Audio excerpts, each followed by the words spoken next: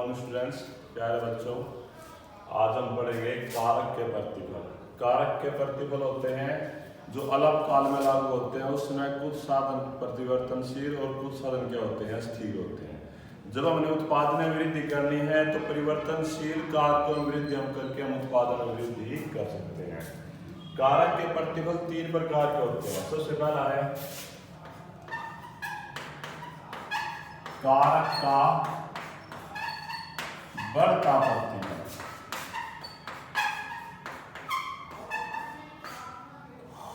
कारक का बढ़ता प्रतिफल क्या है? जैसे जैसे स्थिर कारक होते हैं जिसमें हम उत्पाद उसमें कारक के प्रतिफल में जो स्थिर कारक उसमें कोई परिवर्तन नहीं होगा। तो स्थिर कारकों के साथ जब परिवर्तनशील कारकों में वृद्धि करते हैं तो हमारा सीमांत उत्पादन बढ़ता है। ध्यान से सुने, जब स्थिर कारकों के साथ परिवर्तनशील कारकों में वृद्धि करते हैं तो हमारा सीमांत उत्पादन बढ़ता है और कुल उत्पादन बढ़ती दर से बढ़ता है। वह क्या होता है? हमारा कारक का बढ़ता प्रतिफल है।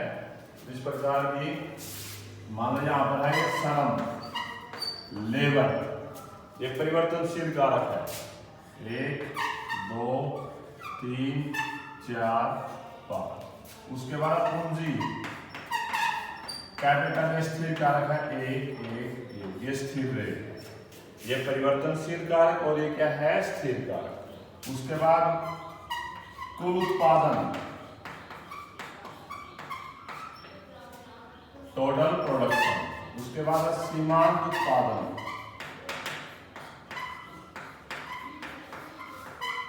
सीमांत उत्पादन, मार्जिन प्रोडक्शन। देखो क्या है, जब मैंने कहा जब सीमांत उत्पादन बढ़ता है तो उस स्थिति में क्या है? कारक का बढ़ता प्रतिफल है। जब लेवल 1 का सीमांत उत्पादन 4 6 8 10 और 12, यह आसान होगा सीमांत उत्पादन हुआ। उसके बाद 4 और 6 10 10 और 8 18 18 और 10 28 28 और 12 40। अब इसका हम चित्र बनाएंगे दोनों का। सबसे पहले है टोटल प्रोडक्शन और यहाँ पर है उत्पादन या लेबर कहाँ पे? 5 तक 1 2 3 4 और ये 5। उसके बाद टोटल प्रोडक्शन 40 तक है। 5 10 15 20 25 30 35 और ये 40।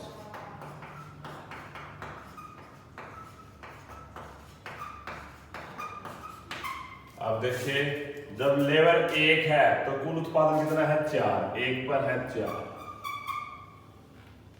2 पर 10। जब लेबर 10 है 2 है तो कुल उत्पादन है 10। 3 पर 18,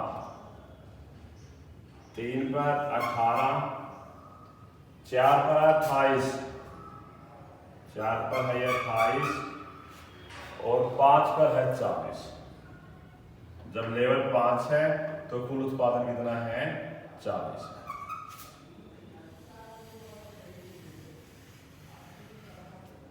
ये हमारा टोटल प्रोडक्शन। उसके बाद है सीमांत उत्पादन। सीमांत उत्पादन चित्र बनाना है ये OX और ये है Y। इसी प्रकार लेवल 5 तक नहीं है, 1 2 3 4 और ये 5।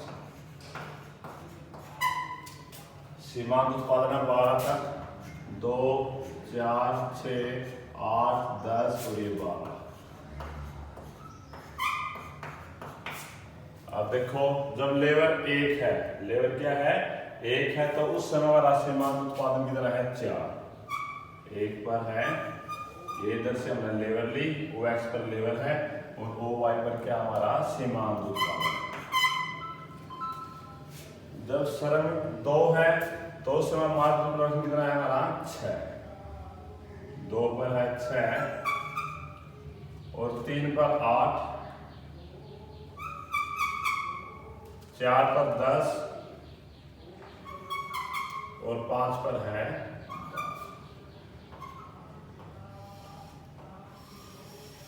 तो ये हो गया हमारा मार्जिनल प्रोडक्शन।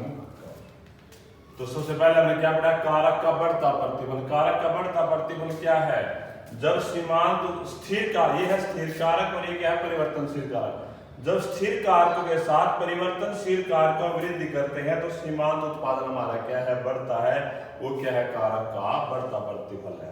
और जब सीमांत उत्पादन बढ़ता है तो कुल उत्पादन बढ़ती दर से बढ़ता है। अब है कारक का समान प्रतिफल। कारक का समान प्रतिफल। कारक का समान प्रतिफल होता है जैसे जैसे हम स्थिर कारकों के साथ परिवर्तनशील कारकों में वृद्धि करते हैं तो हमारा सीमांत उत्पादन क्या रहता है, एक समान रहता है। तो वो होता है कारक का समान प्रतिफल। इसको भी तालिका बनाएंगे। अब सबसे पहले है श्रमिक, लेबर, उसके बाद आप पूंजी कैपिटल, फिर है कुल उत्पादन, उसके बाद सीमांत उत्पादन,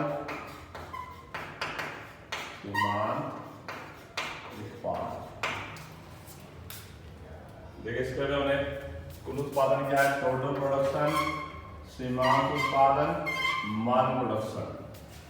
तो अब ये है लेबर हमारे पास तक 1 2 3 4 और ये 5। कैपिटल वही है 1। कैपिटल में कोई परिवर्तन नहीं है क्योंकि जब अलग काल होता है कारक के समान प्रतिफल है तो उसमें स्थिर कारक क्या रहता है, उनमें कोई परिवर्तन नहीं होता। केवल उत्पादन में वृद्धि करनी है तो परिवर्तनशील कारकों में वृद्धि करके हम उत्पादन में वृद्धि कर सकते हैं। अब मैंने कहा कारक का समान प्रतिफल, जब स्थिर कारकों के साथ परिवर्तनशील कारकों में वृद्धि करते हैं तो सीमांत उत्पादन हमारा क्या रहता है, एक समान रहता है।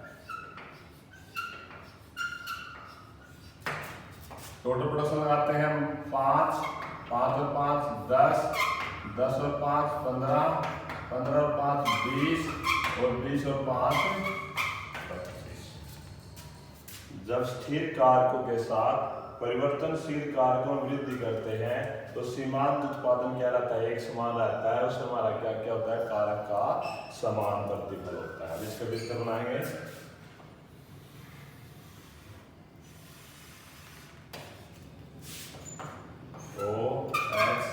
और ये वाई लेबर है, यहाँ पर मैं लेबर ली और यहाँ पर लिया है टोटल प्रोडक्शन। लेबर है 1 2 3 4 और ये 5। कुल उत्पादन है 25 तक, 5 10 15 20 25।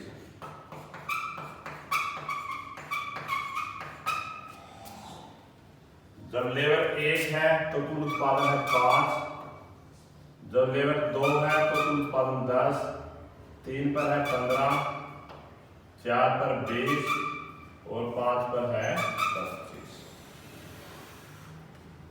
तो ये होगा हमारा कुल उत्पादन है वक्र। अब अपना सीमांत उत्पादन वक्र बनाना है।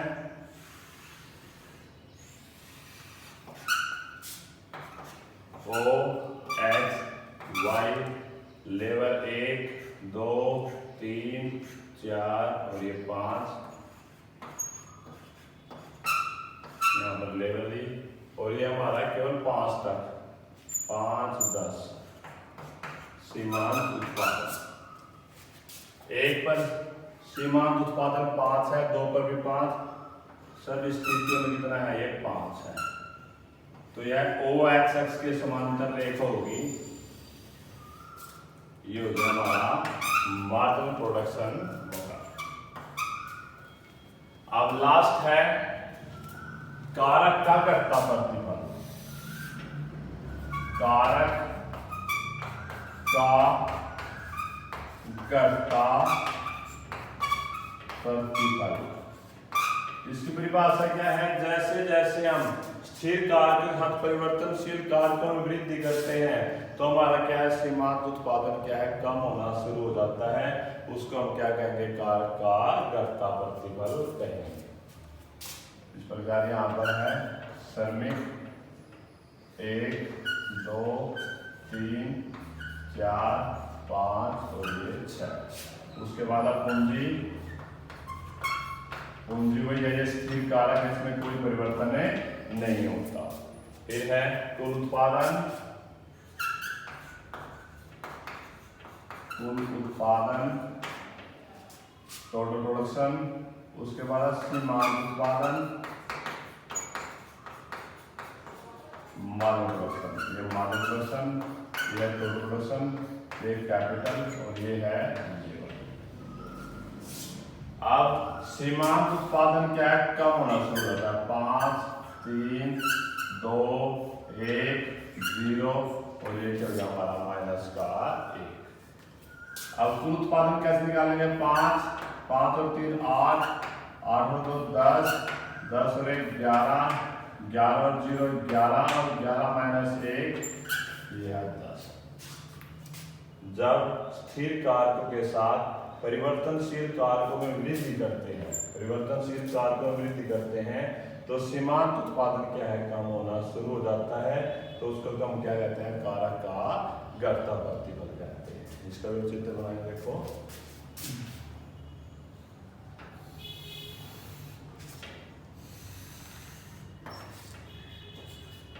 O X Y, O X पर हमने लेवल ली और इस पर हमने क्या लिया, टोटल प्रोडक्शन। कहाँ तक है, 6 तक, 1 2 3 4 5 6। और हमारा कुल उत्पादन कहाँ तक है, 12 तक, 2 4 6 8 10 और ये 12 11 तक है। तो हम बात करेंगे उसके बाद हमें सीमांत उत्पादन,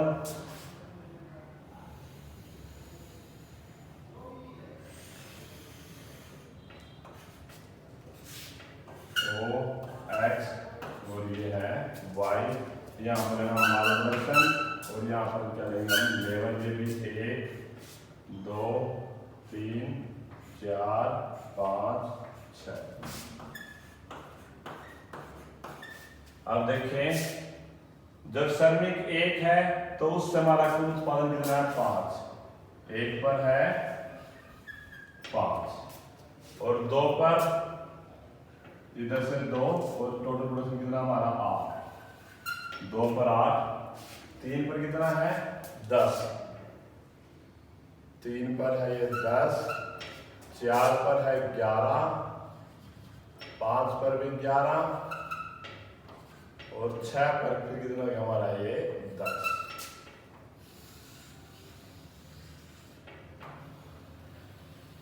ये हो गया हमारा टोटल प्रोडक्शन। उसके बाद सीमांत उत्पादन अगर है, ये है अधिकतम 5 1 2 3 4 और ये 5। 1 पर है ये 5, 2 पर सीमांत उत्पादन है 3, जब लेवल 2 है तो सीमांत उत्पादन कितना है 3, 3 पर है 2, 4 पर है 1 और 5 पर है 0 और 6 पर कितना हुआ ये माइनस का 1। अब इसको